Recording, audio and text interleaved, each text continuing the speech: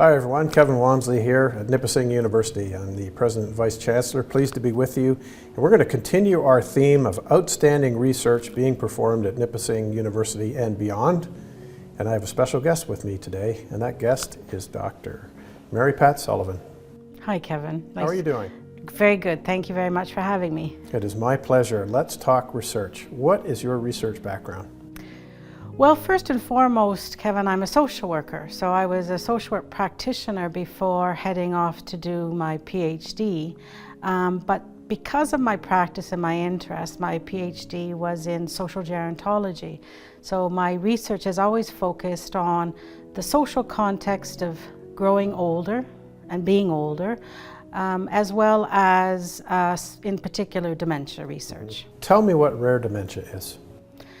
Well, a lot of people are familiar with the term Alzheimer's disease, or the other term just dementia.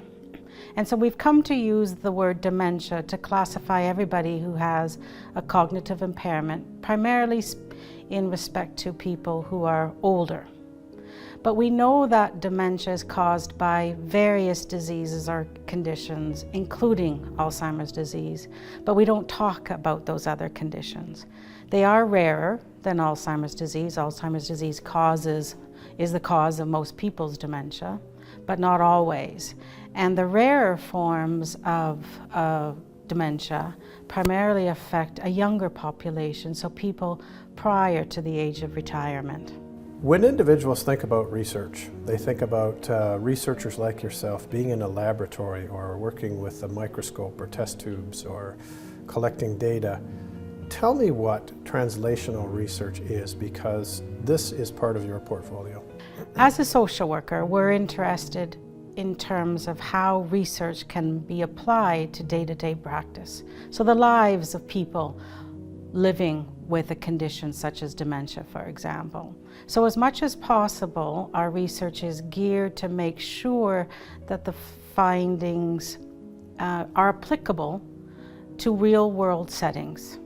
And that's essentially what translational research is all about. So speaking in general terms, if you have some patients that have rare dementia, you perform your research, and how does your research affect or change the daily lives of people with rare dementia? Well, a lot of our research has been conducted in people's homes or in other settings where they conduct their day-to-day living. And so the research will focus on how they navigate their lives when they're living with something that is causing them to struggle with particular things that you and I do without even thinking. And so if I'm in someone's home and I'm doing a walkabout, for example, in their home, and they're telling me about some of their symptoms, and I'm asking them questions in the kitchen about how they're making a cup of tea or how they're fixing dinner, or taking them into the bathroom and how are they navigating the shower, how do they grab the soap and the shampoo. And all of those sorts of things are things that we will document and then think about in relation to some of the cognitive symptoms that are related to the particular disease or condition that they're living with, and then look at some of the resources that might be used by other people with these conditions to confirm that indeed if we altered things within the environment, that it might make their lives easier to enable them to live at home as long as possible. So in a way, as a researcher, you can actually see the difference that your research makes in people's lives. Absolutely, because we're in their homes, we're talking to them about their experiences, we're trying things with them and with other people, we're having them apply our learnings in their homes and give us feedback all the time about what works and what doesn't work. Very recently at Nipissing University, we had a very important national announcement, and that was a generous gift from the Hillary and Galen Weston Foundation of $400,000 to Rare Dementia Support Canada. And your research, what does this gift mean for the future of Dr. Sullivan's research and for people in Canada? Well, this is a phenomenal thing to happen to any researcher, and particularly a project that started in another country and then was brought here home to North Bay and to Nipissing.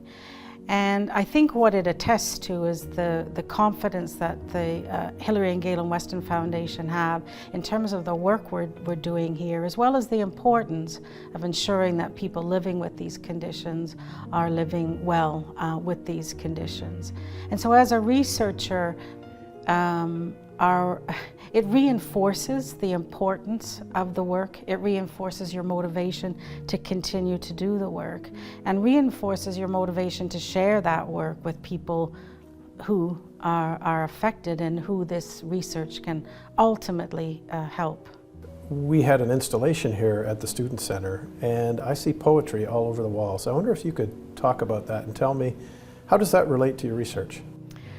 Well, the actual work using poetry was an innovation in research methods for collecting data with people who are living with dementia. So one of the things people living with dementia is that they're often excluded from engaging in research because of their cognitive problems. And so someone has, for example, difficulty participating in an interview and sitting down and having an hour-long discussion with me. But we know that they might be able to participate by sharing words or even short phrases. And this also happened at the time during the pandemic, so we weren't seeing people face to face either.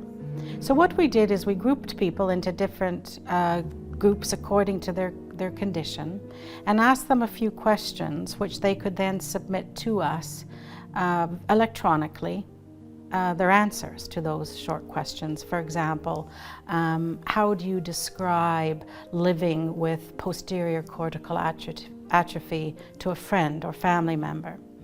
And so with those words, we then gave those words to a poet who formulated all of the words we collected from a particular group into a poem that was accessible to you and I, and a poem that was accessible for our participants.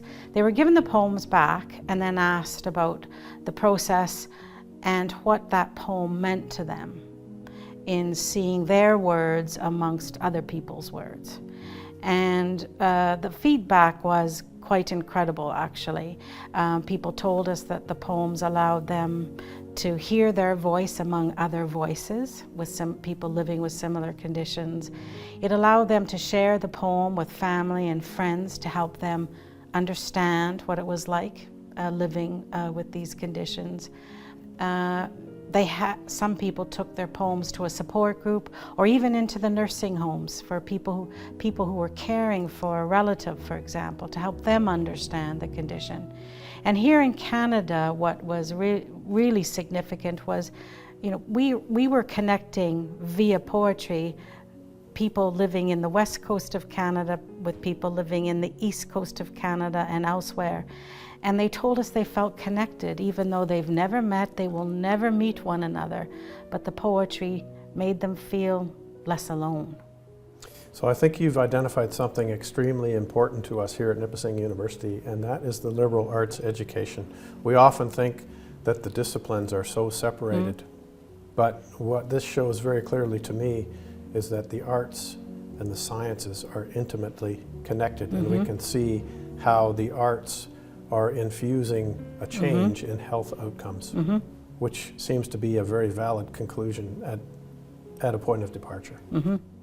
It was an incredible experience to work with people in other disciplines and to have an impact on people you might otherwise not meet via the traditional way I might disseminate my work. So on behalf of all of us, I really want to thank you for the important research that you're doing, making a difference in people's lives, and this is what researchers at Nipissing University do. Congratulations, Dr. Sullivan, and thank you very much for being with us today. Thank you very much. In many respects, knowing where to begin is so important in the research process, and then you just let the research find its own course. I hope you enjoyed today's segment where we see arts and science twinned, and we see Nipissing research making a difference in people's lives. We'll see you next time. This is your Nipissing University.